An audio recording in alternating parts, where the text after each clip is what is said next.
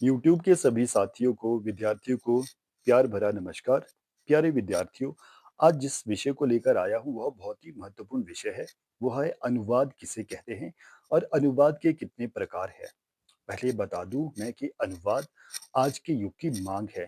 अनुवाद ज्ञान के विकास में विशेष भूमिका निभा रहा है। अनुवाद जो है वो सभ्यता संस्कृति के विकास में भी सहायक है। अनुवाद किसी देश के दूसरे देशों के साथ व्यापारिक समझौतों में भी अपनी भूमिका विशेष रूप से निभा रहा है। अनुवाद प्राचीन समय से ही काफी महत्वपूर्ण रहा है। अगर अनुवाद न होता तो हम रामायण का अर्थ, पुराण के अर्थ, उप उपनिषदों के अर्थ कभी प्राप्त ही ना कर पाते। बाइबल में क्या लिखा है हमें नहीं पता लगता।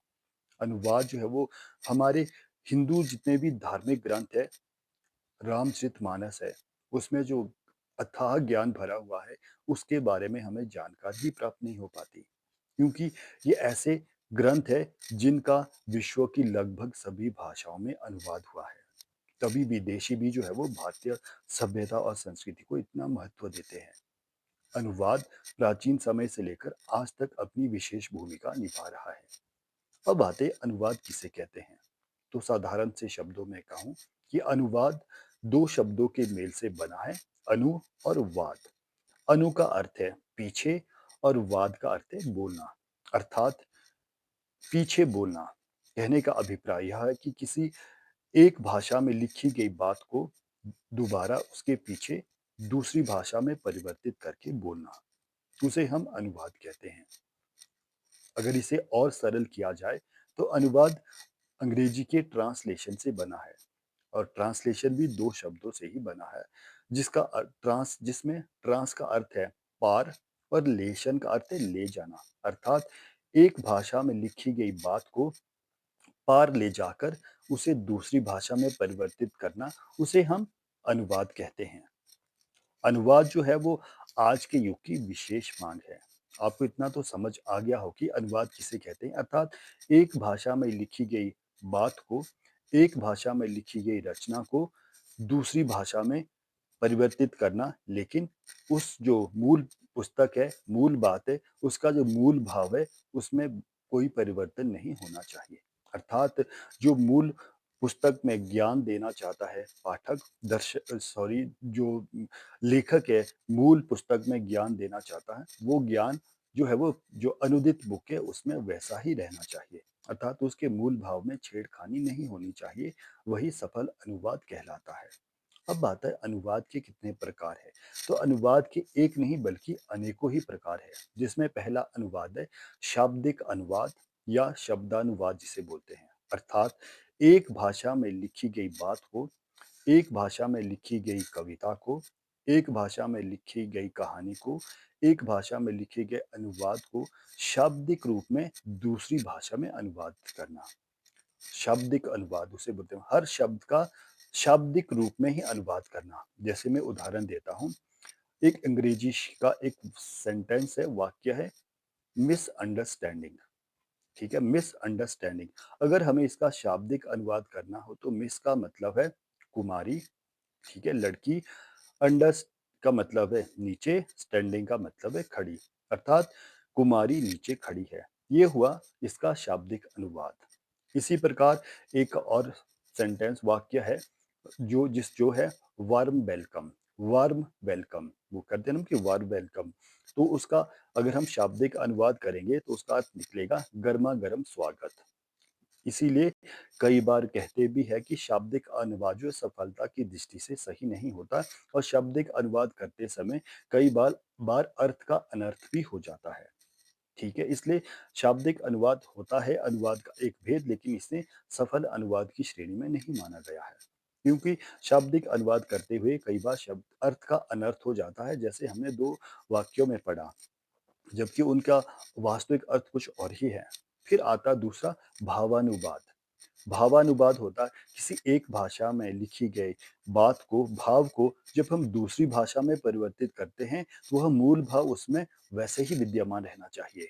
और वास्तविक अनुवाद जो होता है वो भावानुवाद ही होता है, जिसे सफल अनुवाद माना गया है। तो जैसे अब मैं वही वाक्य बोलूँगा, मिसअंडरस्टैंडिंग। जब हमने इसका शाब्दिक अनुवाद किया तो अर्थ क्या निकला? कुमारी नीचे खड़ी है, ठीक है? या वार्म वेलकम, गरमा-गरम स्वागत। लेकिन अगर हम इसका भावानुवाद करेंगे तो मिसअंडरस्टैंडिंग का भावानुवाद निकलता है, कोई ना कोई गलतफ़हमी हो जाना, ठीक है? तो भावानुवाद जो है वो सही अनुवाद होता है। वार्म वेलकम का मतलब होता है किसी का बहुत ही खुशी के साथ स्वागत करना, जोश के साथ स्वागत करना, ठीक है? गरमा-गरम शब्द सही नहीं बैठता, जोश के साथ स्वागत करना, खुशी के साथ स्वागत करना। तो इस प्रकार स्पष्ट हुआ कि भावानुवाद ही श्रेष्ठ अनुवाद होता है क्योंकि उसमें मूल भाव जो है वो अनुदित पुस्तक में भी विद्यमान रहता है। ये हुआ दूसरा अनुवाद का भेद। तीसरा भेद है छायानुवाद। जैसे कि छाया का अर्थ है धुंधला-सा प्रभाव, अर्थात किसी एक बात की या किसी एक मूल पुस्तक की, मूल उपन्यास का छाया मात्र, थोड़ी-सी धुंधला-सा प्रकाश हमें अनुदित बात में या अनुदित बुक में या अनुदित जो है वो सारांश में मिले, तो उस अनुवाद को हम छायानुवाद कहते हैं। यह भी इसमें मूल भाव विद्यमान रहता है लेकिन मूल भाव का छोटा-सा अंश ही दिखाई देता, उसकी छाया मात्र दिखाई देती है। इसमें पूरी किताब का अनुवाद नहीं किया जाता। उसमें जो छाया मात्र ही अनुवादित बात को रखा जाता है, उसे हम छायानुवाद कहते हैं। अनुवाद का जो अगला भेद है वो है व्याख्यानुवाद। व्याख्यानुवाद मतलब मूल बात की अनुवाद करते समय व्याख्या सीधी-सीधी व्याख्या करना। उसमें जो बहुत डिटेल में बात नहीं करनी, मतलब व्याख्या करनी है, मूल भाव रहना चाहिए लेकिन संपूर्ण रूप से वह भाव हमें उसमें दिखाई नहीं देती। सिर्फ़ ये इतनी सी बात पता चलती है कि मूल किताब में क्या लिखा गया है। उसे बोलते हैं हम व्याख्यानुवाद। अगला आता है सारानुवाद। सारानुवाद से अभिप्राय है किसी मूल कहानी का, मूल कविता का, मूल उपन्यास का सार रूप में अनुवाद करना। सार में भी विशेष-विशेष बातें दी जाती है, तो सार रूप में दूसरी भाषा में उसे अनुदित करना, उसे हम सारानुवाद कहते हैं। अगला अनुवाद का जो भेद है वो है आशु अनुवाद। आशु का अर्थ है तुरंत अनुवाद और आशु अनुवाद भी अनुवाद का ही एक भेद है और आशु अनुवाद का प्रयोग उस समय होता है जब कोई नेता मंच पर भाषण दे रहा है, तो उसी समय जो इंटरप्रेटर दुभाषिया जिसे हम बोलते हैं, जो वहाँ बैठे अनुवादक ट्रांसलेटर वहाँ बैठे होते हैं, वो तुरंत उसे अपनी-अपनी भाषा में अनुवादित करके उसे जो है वो प्रकाशित करते हैं या उसे टेलीकास्ट करते हैं। उसे हम बोलते हैं आशु अनुवाद या तुरंत अनुवाद। अनुवाद का जो आखिरी भेद है वो है रूपांतरण अनुवाद। रूपांतरण अनुवाद बोलते हैं, रूपांतरण का अर्थ है रूप में परिवर्तन करना, रूपांतरण।